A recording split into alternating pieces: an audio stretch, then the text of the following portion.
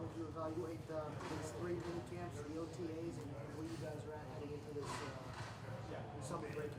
Yeah, it was a good off season. We got everybody in, and it was really fun to get to know the new staff, the new teammates, things like that. And I think we grew over the time. We installed a new offense, a new defense, had some new schemes, but I thought showing potential on both sides of the ball, where it's like, man, that's gonna be a hard defense to stop, or that was a great play on offense, and it's kind of been fun to be around the guys. It goes pretty quick when you're in it, but we had a good off season. I think we're moving in the right direction for training camp.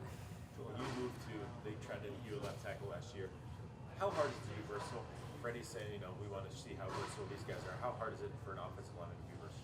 It's tough. It's one of those things, especially if you've been doing something. I was playing left guard for 5 years before I hadn't done anything else. A lot of these guys have played other positions, but in the NFL, you dress 7 or 8 linemen. So you need a guy that can come in and play center and both guards. You need a guy that can play both tackles, and it's tough though, especially if you're accustomed to something. If you're doing it every day, you had a guy like guys in practice last year that take all those reps all the time. But if you're just switching from one side to the other, it's a big step, and it's something you gotta learn. But it's the nature of the NFL. You got to have versatile linemen because you can only really dress 7 or 8 guys. So is that what you think they're trying to do with Kyle, with Austin, with those kind of guys? I think they want to find the starting right guard, and then I think they want to find a backup center too.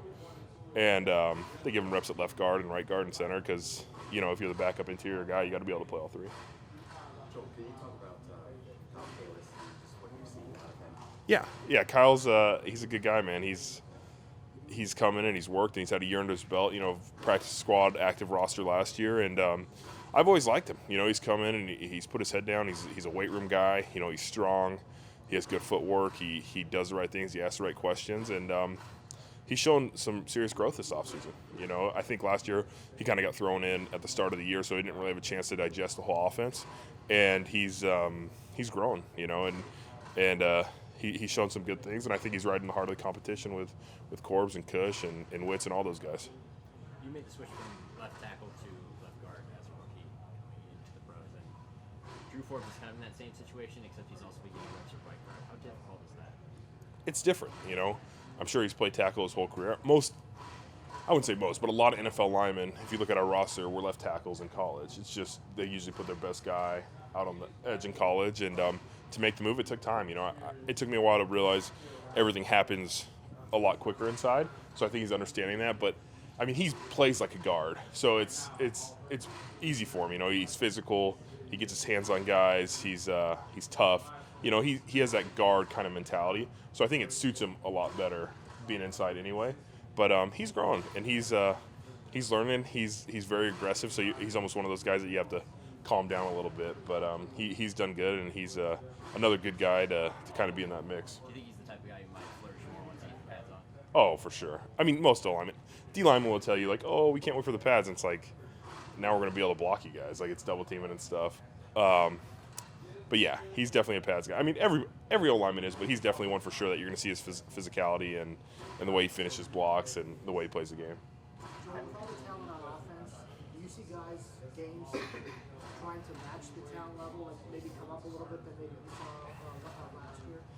Yeah, I think everybody's competitive. I think every year guys are trying to make the roster. Guys are going to try and show out. But when you have a guy like Odell and Jarvis and Hunt and Chubb and Duke, Callaway, Higgs, all those guys are trying to make big plays, and they see Odell make a play. I'm sure in the back of their mind they're like, I can do that too, But at the end of the day, they're trying to be the best version of themselves, and if it pushes each other to kind of improve to be, one of the top 3 or 4 guys that's going to get significant playing time, then I'm all for it. I was thinking about the other day, and I'm like, you throw Chubb out there, you throw Hunt out there, they both get tired, you put Duke or Hilliard in.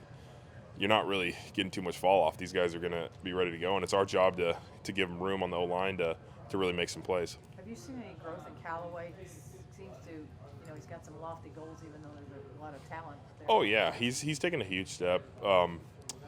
He seems focused on football. I think when he first got here, there was a lot going on. He was drafted and some stuff, but he seems real focused on football, and I think he's seen the mix of things he can be. He had some big plays for us last year, some big long plays, and I think with Todd coming over from Tampa Bay, he sees a lot of what Deshaun Jackson did over there, and hopefully he can be that that point, you always need that deep threat. You know, Odell's a great receiver, Jarvis is a great receiver, and Odell can do anything on a football field, but you also want that guy that can take the roof off the defense and really open it up for the tight ends and everybody else. Are you guys ready to be like, I don't know, yesterday was almost an example of every time you guys come out here, it's like big news, you know what I mean? Like everything that somebody says is, is on Sports Center or whatever, are you ready Right. for that? I am. Not much I say goes in Sports Center, so that's fine. But I think the team is. I think a guy like Odell he's been in the spotlight. You know what I mean? He's been in New York, a huge media market, and a lot of people are coming here for sure. But I think we're ready for it. I think Baker's a Heisman Trophy winner. Jarvis has been in that position, and it's good. It's good to have people that want to hear the story. And I think we're out here to compete, and it's gonna be a fun training camp. I'm excited for it, and I know the fans are pumped up, and we're ready to move after this little break. But along those lines, you were here in 2014, and there was a lot of attention, a lot of buzz around the team before the season. And during it, how is this buzz though different, or how does it feel different? Yeah, we have a lot more proven guys. I thought that was a buzz off of a singular rookie, more so than a whole team. But we have a lot of guys here that have done a lot of things. I'm not just talking about Odell, Olivier Vernon, Myles Garrett, Denzel are coming off Pro Bowl seasons. Baker Mayfield's going into his second year. He's already done something on a football field in the NFL. There's a lot more proven talent on the field, and we still got to prove it, But these guys have been in those positions before. They've played NFL games, and now we've got to kind of come together and keep improving. And Freddie was talking about how he wants the strength of this team to be the defensive line. Have you seen, even without pads or anything like that, the pieces there for that to really be the catalyst for all this? Yeah, you start with Miles and OV on the edge. You go to Sheldon and Larry. those are all four guys that have started a lot of games, played, a few Pro Bowls in there, and they're all good players. And then you got depth, and that's a huge thing. In the NFL, you want to play probably 8 D linemen, and if you can get, 3 or 4 guys off the bench that can rotate and give them a blow, that'll be big for us. But you definitely see their potential. Some of the alignments they're lining up in, and it's like, man, I just blocked Larry. Man, I just blocked Sheldon. Man, I got to block Miles on this play. That's a lot to go through in an O-lineman's head. And if you can mix and match those things, it's going to be pretty special. And protection is tough, but if you protect for long enough, that beats coverage a lot of times. Like, you can't guard a guy one-on-one forever. But if you can get to the quarterback, that helps coverage out a lot. And so hopefully those 4 guys and some backup guys can come in and really mess with quarterbacks and get the ball out quick, so our DBs can make some plays. Kind of piggybacking off that question, you do those additions up front, and again, you're not in pads, but it seems like at least field level, the potential for them to really wreak some havoc with twists and stunts like that is going to be pretty big. As a guy who has to deal with moving defenders in front of you and crossing and that kind of thing, have you seen a difference as opposed to prior years? Yeah, we had Miles here last year, so you get sparks of that for sure. But then I think you had a couple more guys that have ability, in that area. And so when you have, Miles and Larry slanting in, and then OV coming around the top, it's tough, and especially without pads on, you're not really bumping people off. But there's potential for them to do a lot of good things. And we'll see as the season goes on. We got to keep growing. And it's good for us, the line. We're going to get better off of it.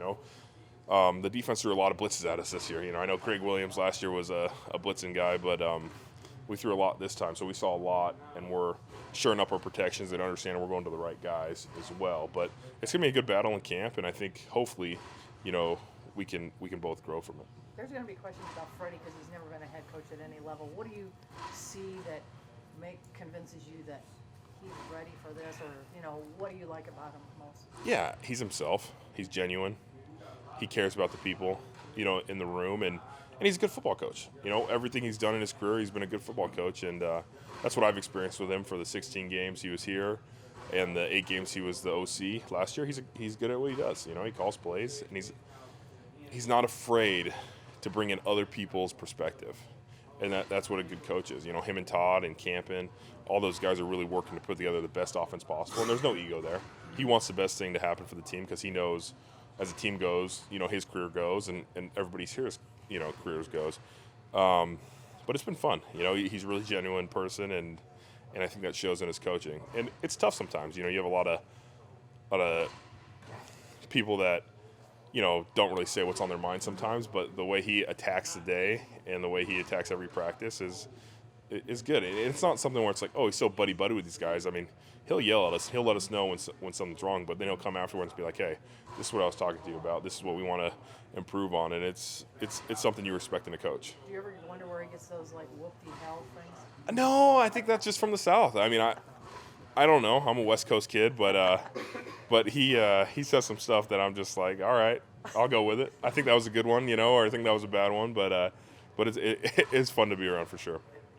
How much of a difference is there between Bob Wiley and James Campen, and have you seen Campen's influence on this group, especially the depth guys? Yeah, he both are great coaches. I enjoyed my time with Bob tremendously. We do some technique things differently.